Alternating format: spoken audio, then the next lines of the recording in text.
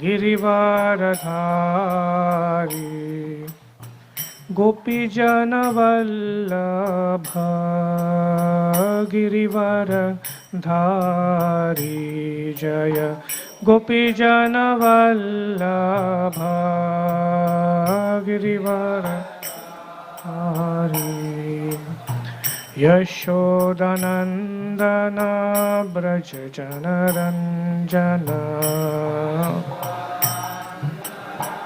ब्रज जनरञ्जन यशोदानन्दन ब्रज जनरञ्जन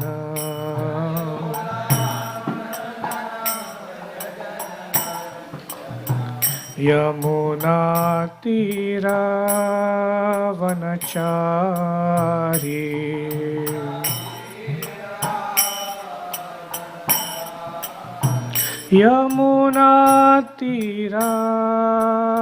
यमुनातीरावनचारी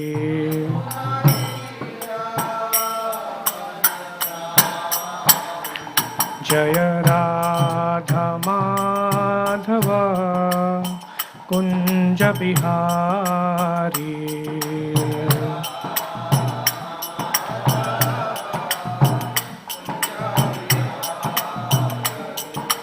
गोपीजन वल्लभ गिरिवरधारी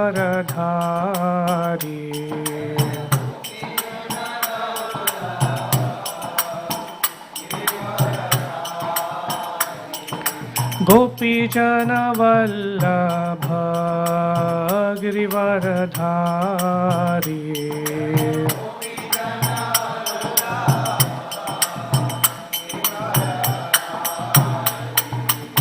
यशोदानन्दन ब्रज जनरञ्जन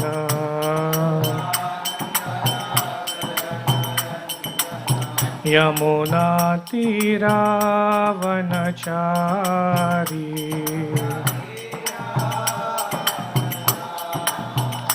जय राधा माधव कुंज बिहारी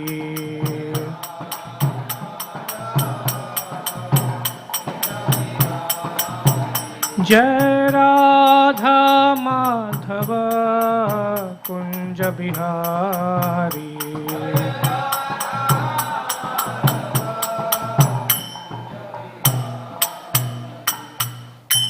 जय ओम विष्णुपाद परमहंस परिव्राजकाचार्य अष्टोत्तर शतश्री श्रीमद his divine grace Srila A C Bhaktivedanta Swami Srila Prabhupada की जय अनंत कोटि वैष्णव वृंद की जय।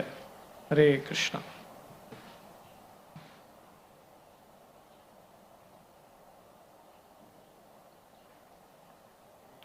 ओम नमो भगवते वासुदेवाय।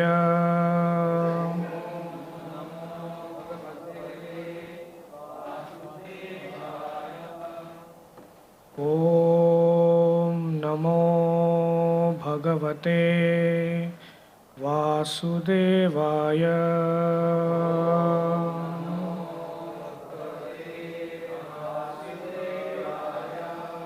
ओम नमो भगवते वासुदेवाय।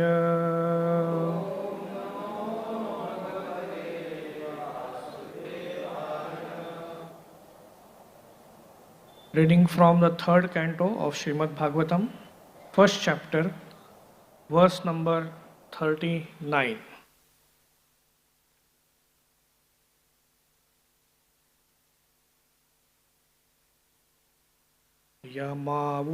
यमावुतस्त्वित्ततनयौ पृथायाः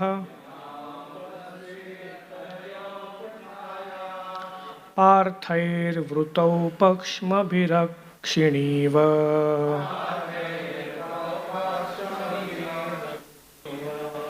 रेमात उद्दाय मृधे स्वरिक्थम्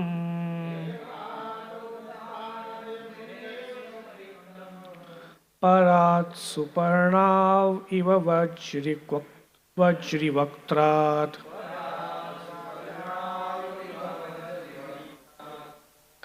यमावुतिस्त्वत् तनयौ पृथाया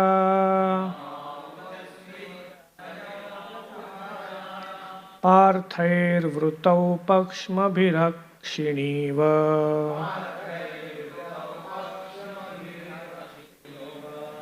रेमात उद्दाय मृधे स्वरिक्थम्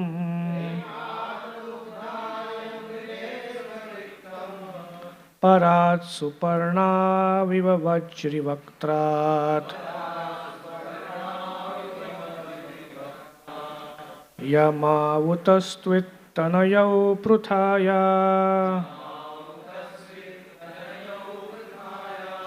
पार्थैर्वृतौ पक्ष्मभिरक्षिणीव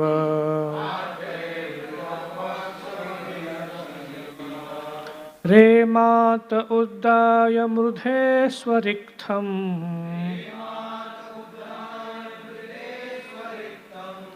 परात् सुपर्णाव इव वज्रिवक्त्रात्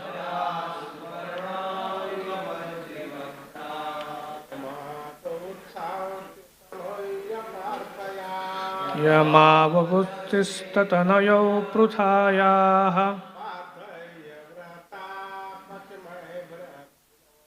पार्थैर्वृतौ पक्ष्मभिरक्षिणीव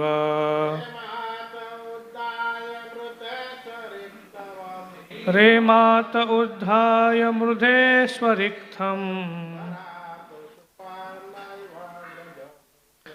परात् सुपर्णाविव वज्रिवक्त्रात्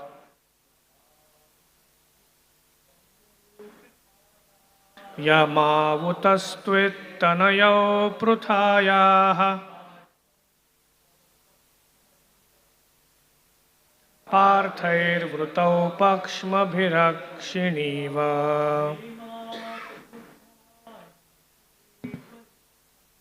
रेमात उद्धाय मृधे स्वरिक्थम्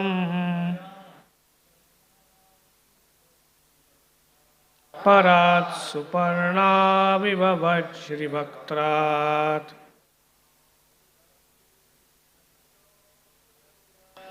यमावुतस्त्वित्तनयौ पृथायाः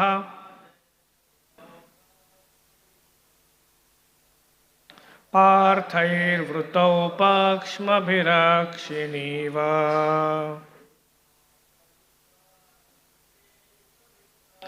रेमात उद्दाय मृधे स्वरिक्थम्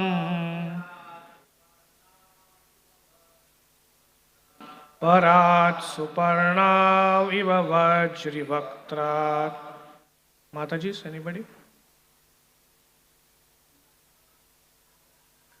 यमावुतस्त्वित्तनयौ पृथायाः पार्थैर्वृतौ पक्ष्मभिरक्षिणीव रेमात उद्दाय मृधे स्वरिक्थम् परात् सुपर्णाविव वज्रिवक्त्रात्. Yamau twins. Utaswit Vedar. Tanayau sons. Pruthayaha of Prutha. Parthaihi by the sons of Prutha. Vrutau protected. Pakshmabhihi by shields. Akshini of the eyes. Iva like. Remate playing carelessly. Uddaya snatching. Mrudhe in the fight. Swariktham own property. Parat from the enemy Duryodhan. Suparnau Garuda, the carrier of Lord Vishnu. Iva like. Vajrivaktat from the mouth of Indra. Translation and purport by His Divine Grace, Srila A.C. Bhaktivinoda Swami Prabhupada. Jai Srila Prabhupada. Translation. Are the twin brothers who are protected by their brothers doing well? Just as the eye is always protected by the eyelid, they are protected by sons of Prutha, who snatched back their rightful kingdom from the hands of their enemy Duryodhan, just as Garuda snatched nectar from the mouth of Indra, the thunderbolt carrier. Purport. Indra, the king of heaven, carries a thunderbolt in his hand and is very strong. Yet Garuda, the carrier of Lord Vishnu, was able to snatch the nectar from his mouth. Similarly, Duryodhan was as strong as the king of heaven, and still the sons of Prutha, the Pandavas, were able to snatch away their kingdom from Duryodhan. Both Garuda and Parthas are pet devotees of the Lord, and thus it was possible for them to face such strong enemies. Vidura's inquiry was about the youngest brothers of Pandavas, namely Nakula and Sahadev. These twin brothers were sons of Madri, the stepmother of the other Pandavas. But although they were stepbrothers, because Kunti took charge of them after the departure of Madri with her husband Maharaj Pandu, Nakul and Sahadev were as good as the three Pandavas, Yudhishthir, Bhima and Arjun. The five brothers are known in the world as regular brothers. The three elder Pandavas took care of the younger brothers just as the eyelid takes care of the eye. Vidura was anxious to know whether after winning back their own kingdom from the hands of Duryodhan, the younger brothers were still living happily under the care of the elder brothers.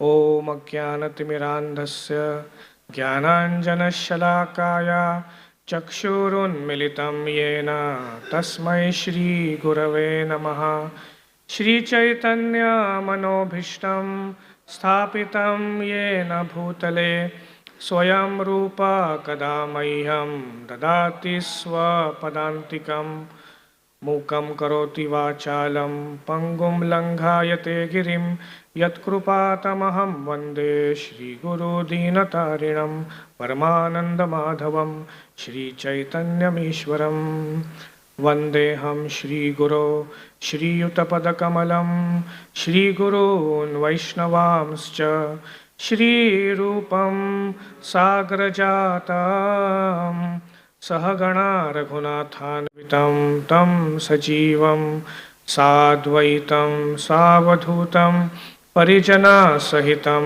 Krishna Chaitanya Devam Shri Radha Krishna Padan Sahagana Lalita Shri Vishakhanvitamscha Nama Om Vishnupadaya Krishna Presthaya Bhutale Shrimate Bhaktivedanta Swamin Niti Namine Namaste Saraswate Deve Gauravani Pracharine Nirvishesha Shunyavadi Paschatya Deshatarine Jai Shri Krishna Chaitanya Prabhu Nityananda Sri Advaita Gadadhar Shrivasadi Gaura Bhakta Vrinda Hare Krishna Krishna Krishna Hare Hare Hare Rama Rama Rama Hare Hare. Hare Krishna. I'd like to offer my humble obeisances at feet of everybody who has assembled. My loving God brothers, my seniors are here, much more capable of speaking actually.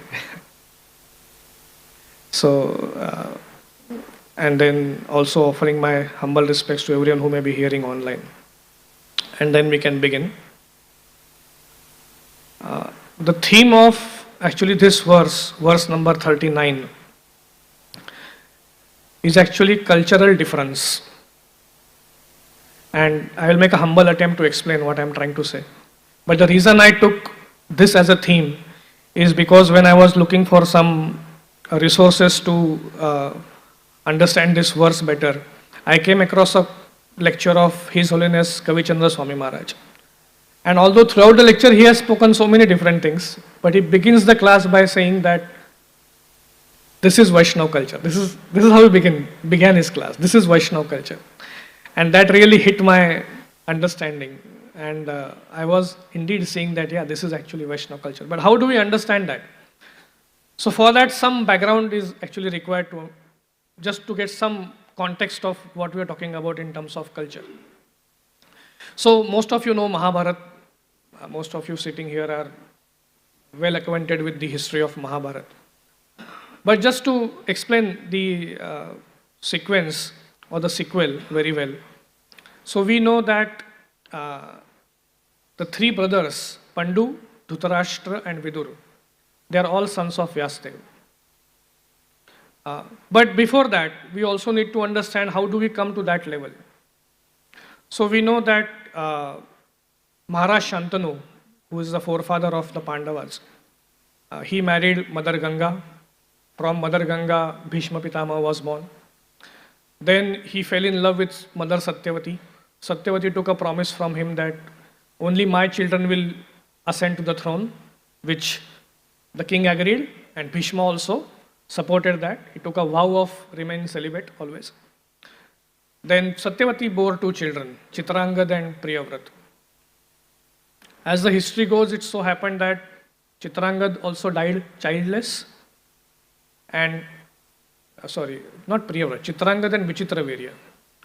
And Vichitravirya also died, unfortunately, childless. So we'll just fast forward the entire history. And so you can imagine there, Satyavati is ensuring that her children should become ascended to the throne. And now we have a situation where her children are already gone. The only person who is remaining is Bhishma, who has taken the vow of celibacy. So he cannot ascend the throne. So now we have a problem. Who will become the king? So whenever there is a problem, what happens? There is always some sage who comes and helps to solve the issue. Always. Whenever you have some problem in life, you can go to a sage. For us, the closest sage is Bhaktivedanta Swami Prabhupada. And it could be your own spiritual master also. Right? What is that? Kathanchana smrte yasmin dushkaram sukaram bhavet. Vismurte viparitam syat Sri Chaitanyam namamitam. So, followers of Lord Chaitanya Mahaprabhu. The moment you remember a follower of Sri Chaitanya Mahaprabhu, dushkaram sukaram bhavet. Even the most difficult things becomes very easy. So, there is a problem and a sage appeared. Of course, Satyavati, her own son was Vyasdev, she called Vyasdev, through a method called Niyoga Paddhati, to bear children in the womb of the wives of Vichitravirya. Now, we will not go into details of that, but then it again so happened, all this so much of effort is going on so that there should be a rightful king. So we landed in a situation there was no rightful king. Now we have a situation where 3 children are born from the wives of Vichitravirya. One of them is Dhritarashtra, one of them is Pandu, and one of them is Vidura himself, who is the speaker of the verse. So as Vidura is actually inquiring, we know that he's talking about his own family members. He's talking about his nephews and everybody, right? Now what is the situation? Out of the 3 people, Vidura is the son of a maid servant. Dhritarashtra is blind. So out of the 3, 2 are incapable of becoming king. One person is capable of becoming king, he is Pandu. Pandu later on married Kunti and Madri and committed a very minor mistake. Again he landed into a situation where the curse was given to him that he cannot procreate a child. So again, despite so much of effort, you land up in a situation where there is a situation that nobody can become a king. So Dhritarashtra cannot become a king because he is blind. Pandu cannot become a king because he cannot have another child. The difference is, Dhritarashtra, he could not accept the fact that I cannot become the king.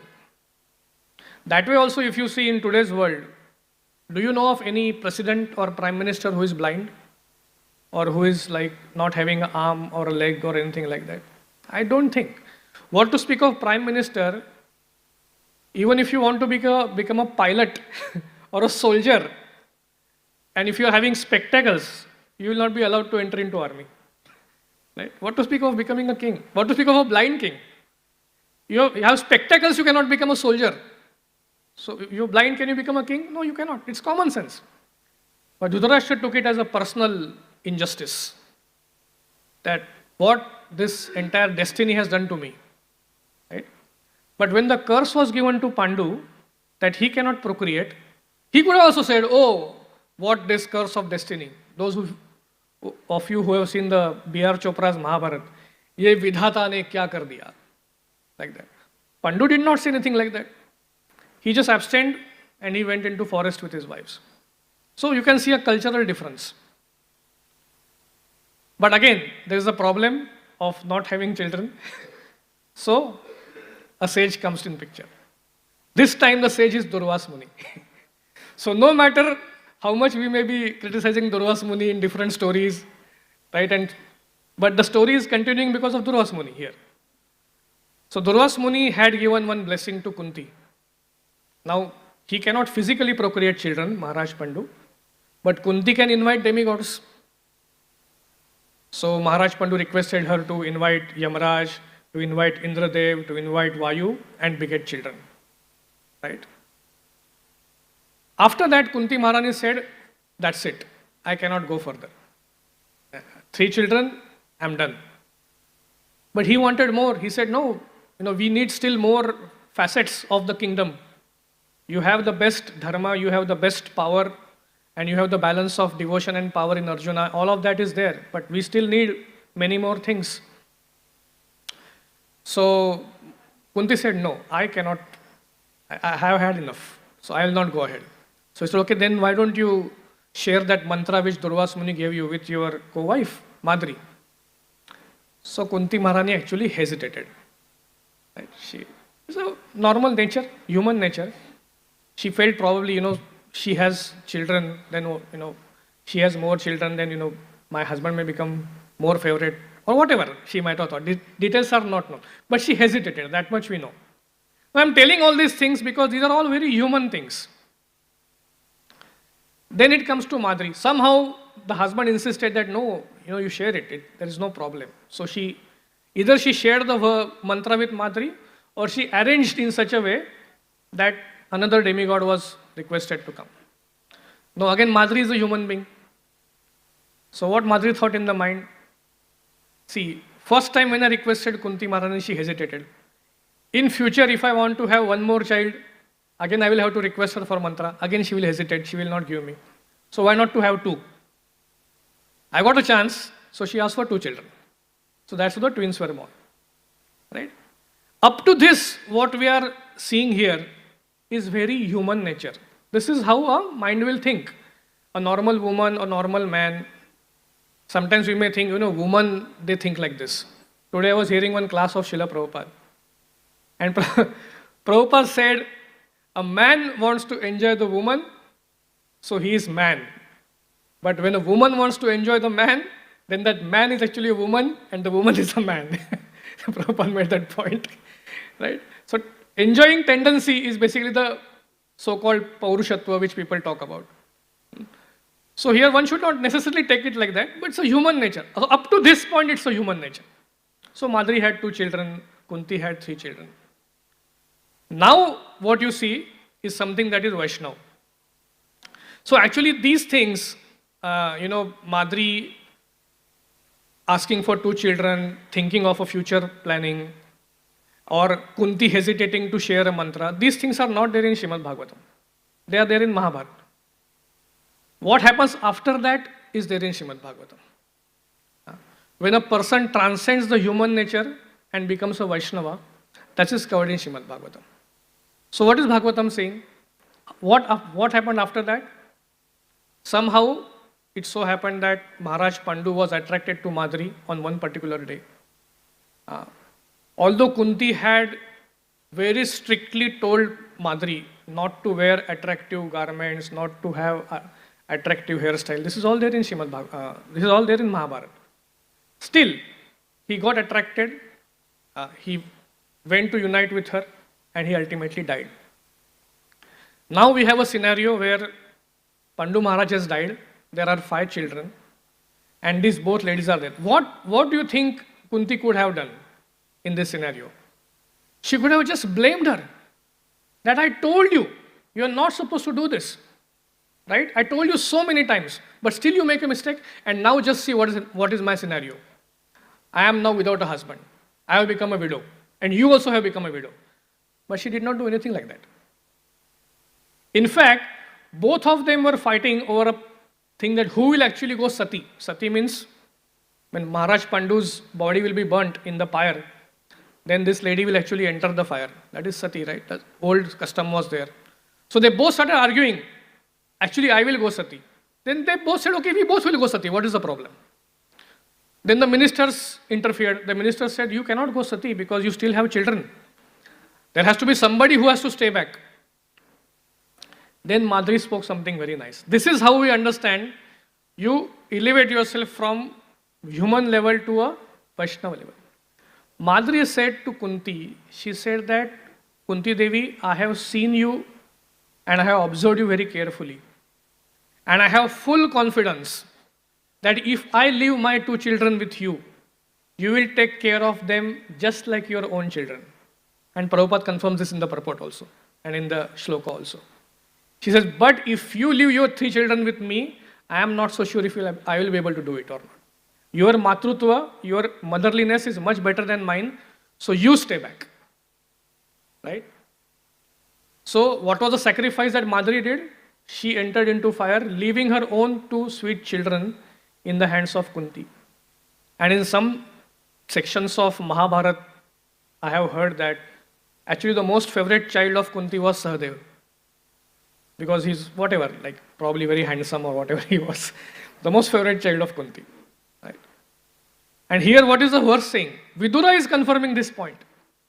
Vidura is saying that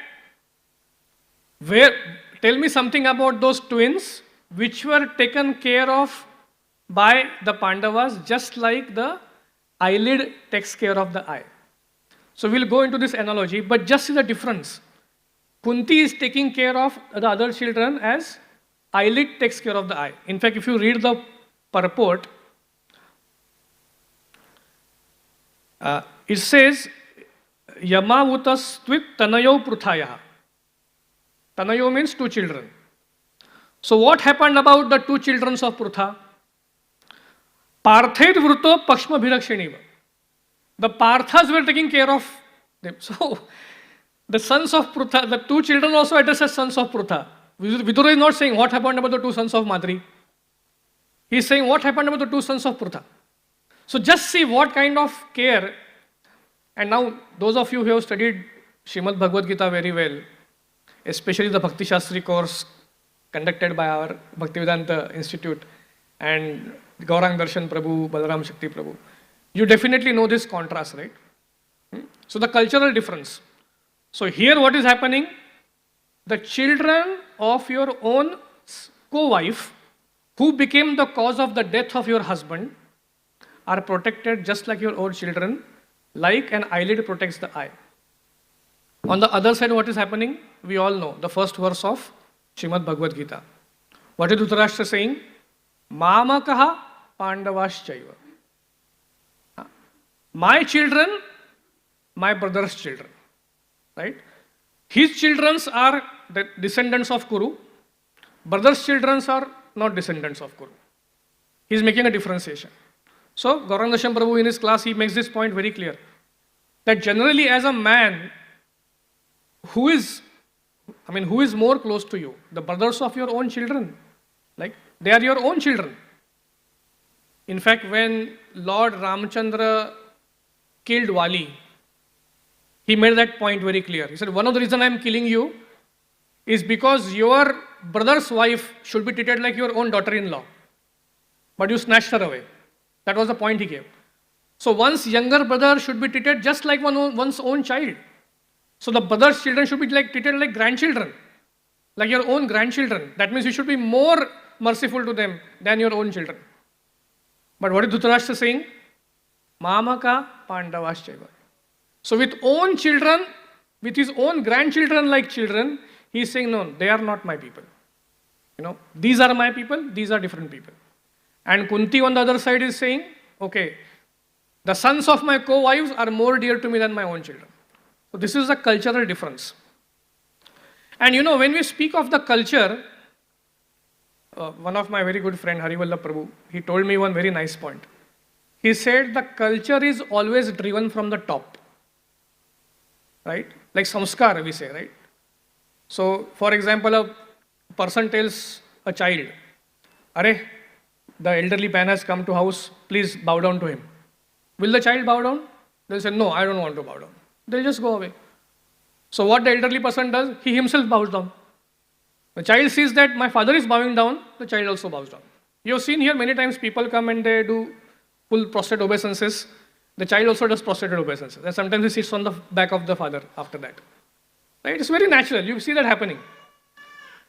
If the father says that, okay, go pay obeisances, the child says, no, I don't want to pay. But the father himself does it, mother himself does it, herself does it, the child immediately follows. So culture has to follow from top. Now, here we see that Kunti Maharani is protecting her co-wife's children so nicely. But the culture is coming from top. How is it coming from top? Srila Prabhupada says in Teachings of Queen Kunti, he says that Lord Krishna did not protect his own 6 brothers who were the sons of Devaki, who were killed by Kamsa. But he protected the 5 children of Kunti Maharani. And why did Lord Krishna do that? Because he says, because Devaki had Vasudeva with her to support. But Kunti Maharani did not have her husband. So Krishna protected Pandavas more than his own brothers, which were the sons of Devaki. So the culture is coming from top. As a reciprocation, the Pandavas are taking care of their own brother much, much better than their own self. Right? Avrutta, just like an eyelid immediately covers an eye. They are protecting it. And then what Sahadev and Nakula are doing. Right? We all know Nakula and Sahadev. Nakula was expert in the maintenance of the horses and Sahadev was expert in maintenance of the cows. So one of the article I was reading and it mentioned that Nakula and Sahadev are considered as the father of veterinary medicine. Pashu Vigyan. The father of Pashu Vigyan is Nakula and Sahadev. And one of the devotees, he was sharing with me one television serial that he saw. And there was a very famous dialogue in that television serial. And he told me, there was a scene where a person is given some money to go and kill another man. Like supari, they call it in Hindi, right? So it takes a supari of murdering somebody and is waiting to murder that person. And that person comes out of the gate of his society and start caressing a dog. And then picks up the dog and plays with it and the person doesn't shoot him. Because he remembers what his trainer told him. He said, if a man loves a dog, he is a good man. And if a dog loves a man, he is a good man. So he doesn't shoot. So that dog actually protects that man. The man is thinking that I am protecting the dog is protecting the man. The point that is to be delivered is a person who is compassionate to animals is actually more compassionate than a person who is compassionate to human beings. Because it's very difficult to take. They don't speak. They don't even say thank you sometimes. They will just have tears in eyes flowing, looking at you. They may not say anything. But that is their thank you. Right? So it takes a very soft heart. So the culture is coming from top. Krishna is protecting Pandavas. Pandavas are protecting Nakula and Sahadev. Nakula and Sahadev are protecting the horses and the cows. Right? And my dear friends, in the older days, horses are the secret of victory. Right? Earlier also in one of the lectures, I mentioned that Shivaji Maharaj, when he would visit, every day he would visit his tabela. What is it called in English? But stable, right? Astabal, yeah. So he would visit that stable every day and he would chant this verse. Yashya swa tasya saukhyam yasyashva tasya rajyam, yasyashva tasya saukhyam, yasyashva tasya medhini, yasyashva tasya samruddhyam, yasyashva tasya samrajyam. Like that he would just recite the verse. Every day he would come and say, one who has a horse, he has happiness. One who has a horse, he has the samrajya. Like that. Every day he would recite this verse. So much importance to horses. Why is it happening? Because culture is coming from top. Right? On the other side, what is happening? When Gandhari came to know that Kunti's son is already born, right? What did Gandhari do? She started beating her own womb very heavily. And at the end of the day, what happened? A bag of flesh was born, right? Then we know Dhritarashtra's mentality, Mamaka Pandavaschaiva, right? That same mentality comes to Duryodhana. When Duryodhana is standing on the battlefield of Kurukshetra, he is looking at all the other soldiers, and what is he saying? Look at all of them. Madarthe tyakta jivita. They are all assembled here to give their life for me. Right? Same. So then what the kings must be thinking in their mind? They also must be thinking, chalo, let's see now. Let him become the king. Once he becomes the king, we'll settle all the hisab kitab. Right? Let him become the king. So the culture always comes from the top. So therefore, Vyasdev right in the beginning says that we are actually talking about two cultures. The culture of the Pandavas and the culture of Dhritarashtra. Right? The culture is coming from the top. Right? And this is, so therefore, the point I was trying to make is that Kunti and Madri, as human beings, they had their own frailties. They also, one point of time said, okay, I will not share my mantra. She said, okay, let me have 2 children in one shot. They had their humanness. Right? But when the time came, they all stood up to their values and exhibited the values. Similarly, when we live in a Vaishnava society, you will see people around you who are having human frailties. Right? So up to human frailties, it is part of Mahabharata. That yes, human beings can have such frailties. When you transcend human frailties, you come to Srimad Bhagavatam. Right? And Mahaprabhu asked us to follow Srimad Bhagavatam. So sometimes, we hear people making a statement that, Arey, devotee hoke bhi aisa karta hai. He's a devotee, still he's doing something like this. But he's a human being. So he has human frailties. Right? When the tough situation comes, that time if you're able to stand, right? See, because many times we have seen from close encounters also, examples where a person may just fold arms and say, Prabhu, I am the most fallen, I am the most fallen. Right? But when the testing time comes, then the person will say that, Prabhu, I will ensure that you fall down. I'll ensure that. Right? Have you seen such cases? I have seen with my own eyes, that's why I'm saying. People ensuring that the other person falls down. Arranging things in such a way. Right? So this is a test. The test of the culture is, when the difficult situation comes, are you able to stand up your values? Like Kunti, like Madri. They are able to stand up. Whereas here, when the stress situation comes up, there's a compromise. Right? And then that compromise trickles down from top to bottom. And here, the values trickle down from top to bottom. So that is the main difference that you can see in terms of one side and the other side. Now this particular analogy which is given, right? Taking care of the eye just like an eyelid. This is a very significant analogy. Like I could derive 2 lessons from this particular analogy. One is that, see, the eye and the eyelid doesn't need to be told by the brain that now you protect the eye. It doesn't happen like that. In fact, the fastest reflex in a human body is the closing of the eyelid.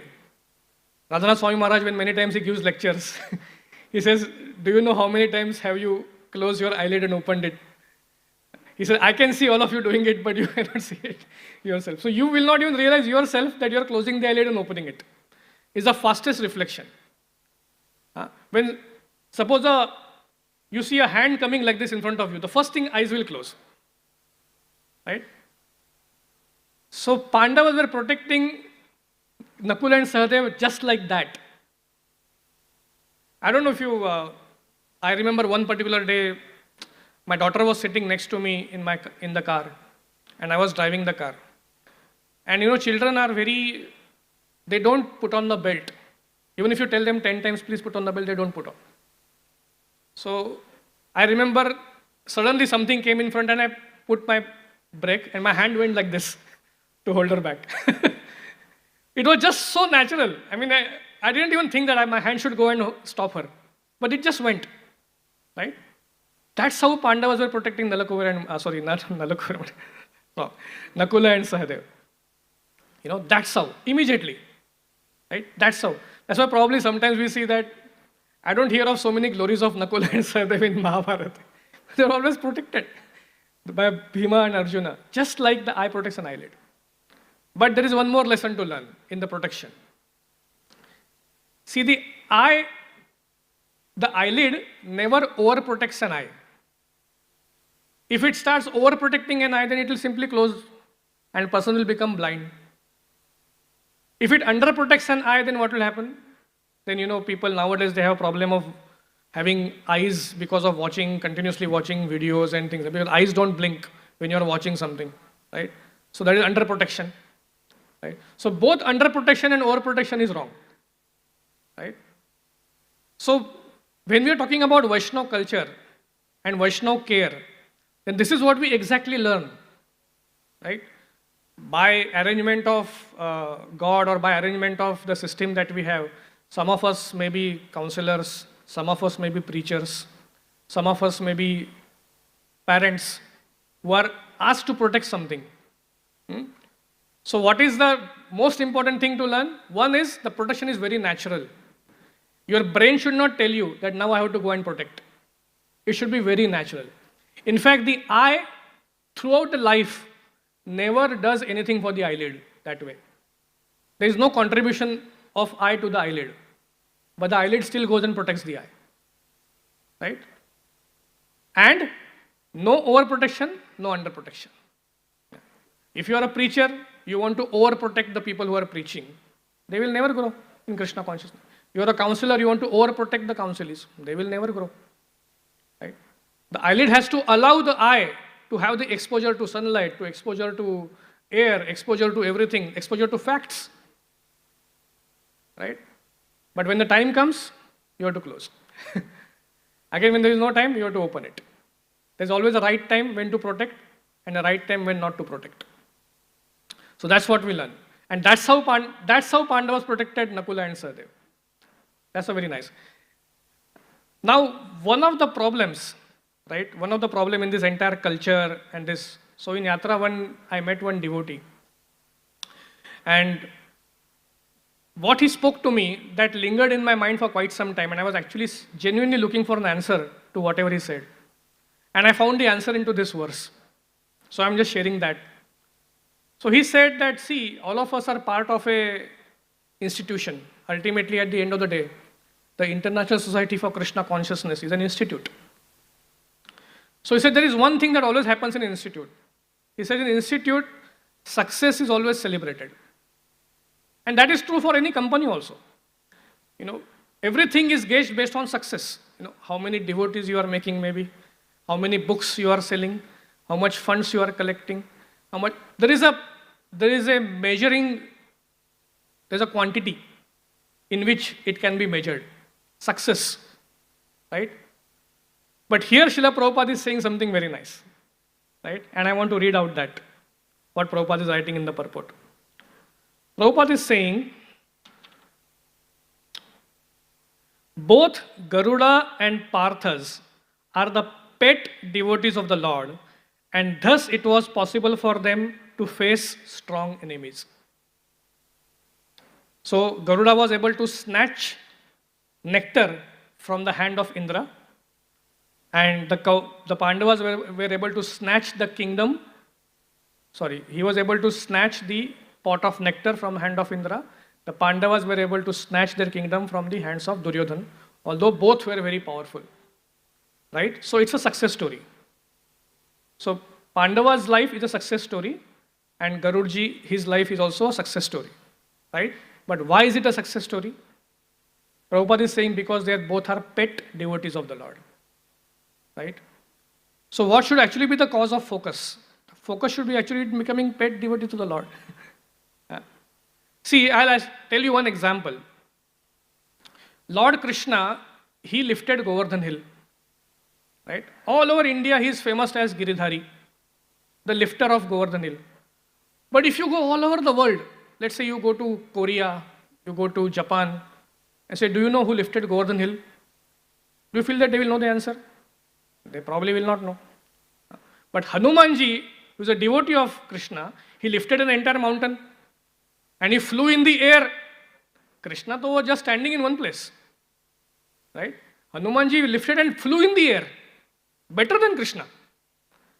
And then now you go in Japan and ask, do you know Hanumanji who flew with the mountain? They'll say, yes, we know. Japanese people even came out with an animation movie on Hanumanji and on Ramchandra, right? So Hanumanji is more famous than Lord Krishna. Being the devotee, Krishna makes his devotees more famous. Similarly, we see in the life of Srila Prabhupada. Sri Chaitanya Mahaprabhu is Supreme Personality of Godhead himself. But did he preach all over the world? If you go all over the world, will they know Sri Chaitanya Mahaprabhu? They will not know.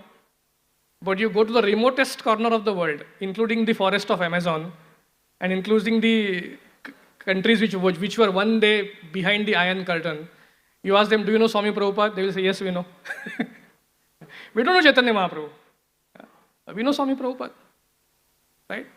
So Krishna makes, so when you are a pet devotee of the Lord, when you focus more on the Krishna consciousness than on the success, because success will come and it will go one day. Right? Some people are born with certain talents. They are able to use the talents very nicely. Right? But the use of one's talent can bring you success, but using of Krishna consciousness empowerment brings you unprecedented success.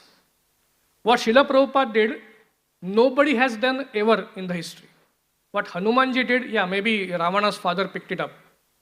But Ravana's challenge, but Hanumanji is still more glorious. Why? Because it is for the service of the Vaishnavas. So he's even more. So, by mercy of Krishna, a Krishna conscious person, by Krishna's empowerment, can get unprecedented success. Right? So therefore, one needs to focus more on developing Krishna consciousness. Success will come and it will go. Right? When success comes, other people become proud, they become envious. When unprecedented success comes, there is no place for envy. I mean, you cannot be envious of Prabhupada, of preaching all over the world. You cannot do it. You cannot be envious of Hanumanji of lifting a mountain. You cannot do it. It's just impossible. Right? So then unprecedented success means there is no envy. It is unprecedented. That is Krishna consciousness. Right? And how do you appreciate that? That you appreciate by exercising Vaishnava care. Therefore, one cares for a Vaishnava very naturally, just like the eyelid cares for an eye. Right? That is the reciprocation. Right? That is the reciprocation. And then through that Krishna consciousness, those Krishna consciousness are seeds for literally unprecedented success that can come in future. So I feel that this is actually the mood for which today Radha Gopinath Mandir stands for. That one should care not because a person is successful. One should care selflessly.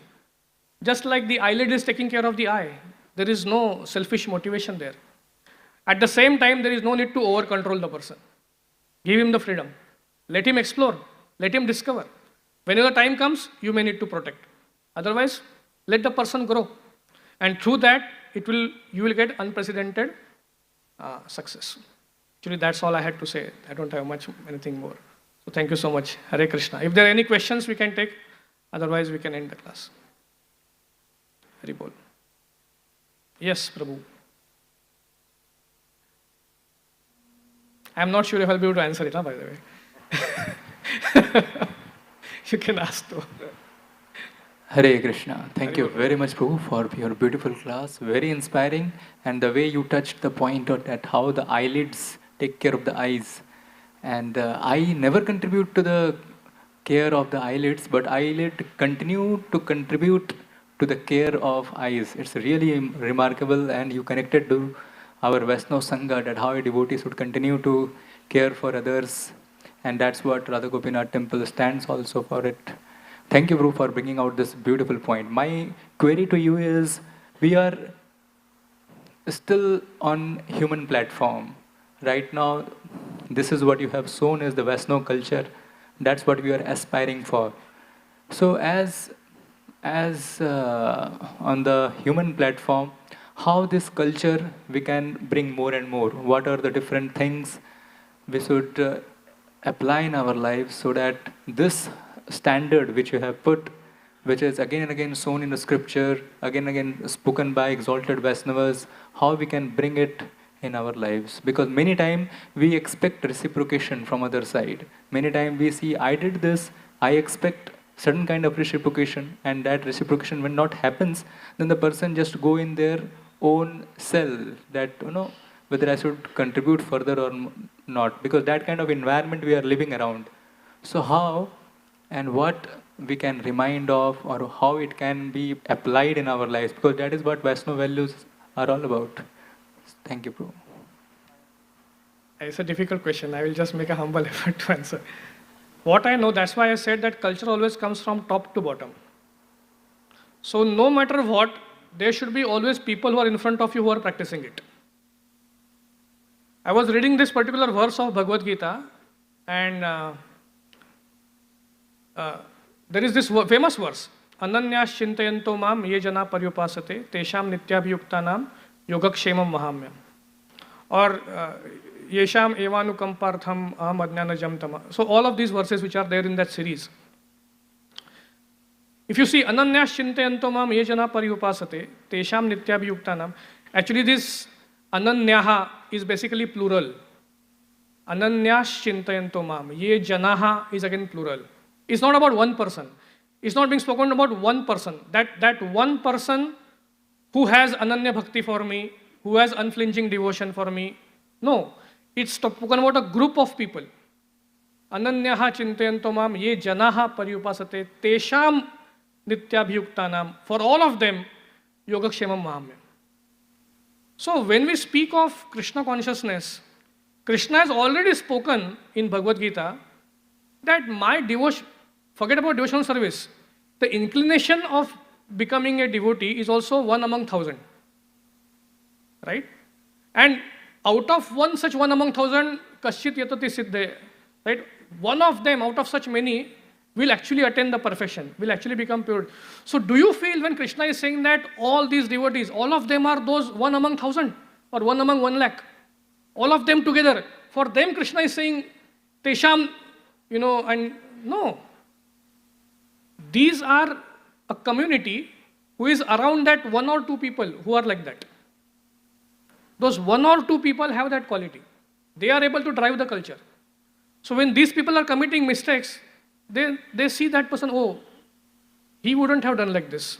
Prabhupada wouldn't have done like this. So let me improve myself. This is, there's a self-correction that keeps on happening. Because then every Vyas Puja people will come, they will glorify the acts of that particular man. Or every particular Vaishnava gathering, they will glorify the acts of that person. And when a person is humbling, I'm honestly telling you, the most humbling program that you can all have is the glorification of your Godbrother on the day of his birthday. I'll request you to attend it and perform it. That's what Bhaktisiddhanta Saraswati Thakur did. What Saraswati Thakur would do, he would put 2 devotees in front of each other who had some problem. And he would say, now you glorify him. So basically, he would bring them from the platform of Mahabharata to the platform of Bhagavat. Because up to Mahabharata, the battle and all that thing is going on. He said, now you glorify each other. You come to the Bhagavat level. Then they say, oh, he gets up early in Mangalarti, he chants 16 rounds. I doze off in my chanting, but he does not doze off in his chanting. So you bring them to the level of Bhagavat. And other people are listening. So they are saying, oh yaar, ye problem to mere saath bhi hai. You know, I have the same problem. I also undergo this, right? So that's why that top down is important. Sorry telling a personal example again, but one day Radhanath Maharaj was sitting on this Vyasasan and he was giving a Sunday Feast program or something. And after Sunday Feast program, there was a kirtan. And some of these yogi groups, devotees had come and they were standing here, you know. And I was just behind them here. And I was jumping like. So Maharaj threw his, I don't know from where he saw that somebody is jumping. So he held his hand and he made me stable. He said, don't jump, it may be disturbing them. Right? So it's a culture coming from top to bottom. Now I know when I'm dancing, I should be careful that other people who are standing next to me are not uncomfortable because of my dancing. You know, but this is coming from top to bottom. So when these people are spoken about, when people talk, and there are many other great Vaishnavas, I'm just giving Radhanath Maharaj example because most pertinent to me at this point. But such examples are very important. So it has to be always top to bottom. That is number one. And a good thing should be glorified, Prabhu. Right? And sometimes publicly glorified. Maybe that person will say that, oh, you know, he'll feel completely. But it's purifying for everybody else. Whenever I attend some glorification of my godbrother on his birthday, it is such a purifying experience. I feel my heart has become light like a cotton. Because I realize that there is so much to learn from every person. And then nothing to be proud of, literally, in this world. So it actually helps me a lot. So I think it's top to bottom and always, see, the medicine is always bitter. But the only way medicine can cure you if you take it. You know, you cannot keep on saying, oh, it's a bitter medicine, bitter medicine, bitter medicine. I need a better medicine. No, better medicine will be more bitter. That's it. Right? But unless you take the medicine, it's not going to cure. So I need to know, yes, it is bitter, but it's curing me. And why it is bitter? Because I have this pitto patapta rasanasya narochikanu. I am inflicted by that jaundice. That's why it is bitter. Once I am pure, it is sugar cane. Right? It is sugar candy. So I think we have to follow that a practice of, and therefore, you know, I sometimes feel that the most difficult service is to become a leader. Because then, you know, the baton is given in your hand. You know, so it's very difficult. So how you, and then you see, oh, this council is behaving like this particular person is behaving like this. How are you setting an example? That is the main thing. You set an example, the person will behave properly. It's a culture, it has to come from top to bottom. Unless they see it happening in you, they are not going to follow it. See, ultimately for most of the people, it is what you see is what you get. You know, jo aankhon dekha haal hai wahi hai. Everyone around they speak about humility, but when it comes, they don't follow it. So yeah, that's what I'm supposed to be. I will speak about humility, but when it comes to me, I will not follow it. So that's the way it goes. Ultimately, people will do what they follow. You will say, no, I'm not supposed to eat this. No, Arey sab log karte hain. You know, everyone does it. Because the seniors are doing so. So it's very difficult, actually. But that's the seva, actually. That's the seva. To carry that culture is the seva. I was listening to one class of Srila Prabhupada just now, and I was so impressed. Prabhupada says, I had a friend of mine who told me once, he said, please come to a talkies. You know, talkies means a theater. That time it used to be called as talkies. And Prabhupada says talkies. And he pushed me to come to the theater. He wants to see a movie with me. And Prabhupada said, even if you give me $21,000, I will not come. And Prabhupada said, I did not go. Although he forced me to go, but I did not go. The Prabhupada was saying, Prabhupada said, why? Because I have higher taste. Prabhupada said, because I have higher taste, I don't go for such a... he says, tad vayasam tirtham ushanti manasa. So Prabhupada gave that example. So that's a culture. So it's a seva. And actually, it may happen that nobody will even thank you for doing this seva. Nobody will thank you. Right? So what should we do? You see, there is sorry, I have to speak about this, but there is one particular incarnation of Lord Krishna which tells us how to be humble. Do you know who? By his own practice. Of course, Chaitanya Mahaprabhu. Of course, Lord Krishna, Ramchandra, everybody. But the most prominent is Kurmadev. You know, Kurmadev, have you ever heard of a Kurma Stotra, Kurmashtakam? You know, today we sing Kurmashtakam. I have never heard. There are no such, Kurma Puran is there, of course, but nothing like regularly being glorified. Nobody says, oh Prabhu, you are like Kurmadev. So what? People don't understand. But Kurmadev, you know, he's, I should not say poor thing, but you know, a tortoise is carrying the whole mountain on the back. Sari dunya ka boja hum uthate hain, you know, like that, carrying the whole mountain on the back. This whole churning is going on. Nobody even goes in. So I heard it from one teacher who teaches astrology. So he said, in his Hindi, he said, अरे किसी ने चाय समोसा भी नहीं भेजा उनको नीचे. कम से कम चाय समोसा तो भेजो. बेचारे उठा रहे. The point is, nobody goes and even thanks him. So what does Kurma Bhagwan do? Kurma Bhagwan assumes an itch on the body. He assumes an itch. And he thinks, oh, all of them are now actually serving me, so let me give them all the benefits. That is actually humility. Nobody thanks. Sometimes some things you will do, nobody will even thank you. But then you assume something. Oh, at least this is happening. At least that is happening. That is so great. It wouldn't have happened because of that. Otherwise, this wouldn't have happened.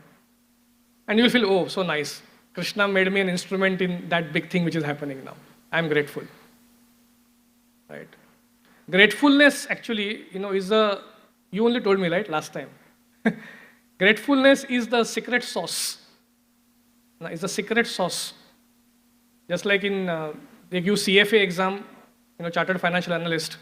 So there are huge books that you need to read. But if you are not able to read them, at the final hour, there is a book called a secret sauce, which you can just read and clear the exam. So our life, death is also like that. So much of us, we are struggling in life. Everyone is doing their preaching, seva, everything. Secret sauce is gratefulness. That takes you through. Okay, thank you so much. Sorry I spoke too much. Hari Bol. Srila Prabhupada ki jai.